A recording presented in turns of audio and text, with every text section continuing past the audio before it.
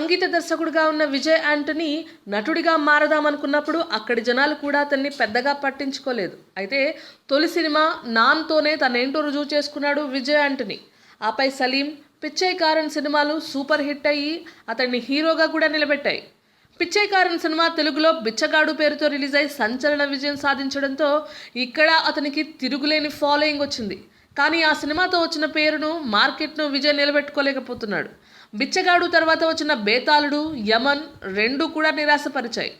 బేతాళుడు తేడా కొట్టినా యమన్ ఖచ్చితంగా బెటర్గా ఉంటుందని జనాలు ఆశించారు.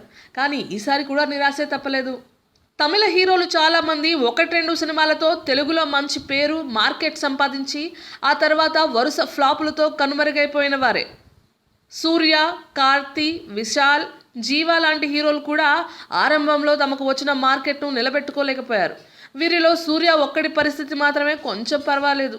మరి విజయ్ యాంటనీ పరిస్థితి మున్ముందు ఏమవుతుందో చూడాలి. విజయ్ యాంటనీ తర్వాత సినిమా అతడికి కీలకం. ఆ సినిమా అతడి మార్కెట్ని నిలబెడుతుంది, లేదంటే అతను కనుమరుగైపోవడం ఖాయమే. మరి ఈసారి అతడి నుంచి ఎలాంటి సినిమా వస్తుందో, అది ఎలా ఆడబోతుందో చూడాలి. Latest news. For more updates on anything happening in Tollywood, please like, share and subscribe to Tollywood Latest News.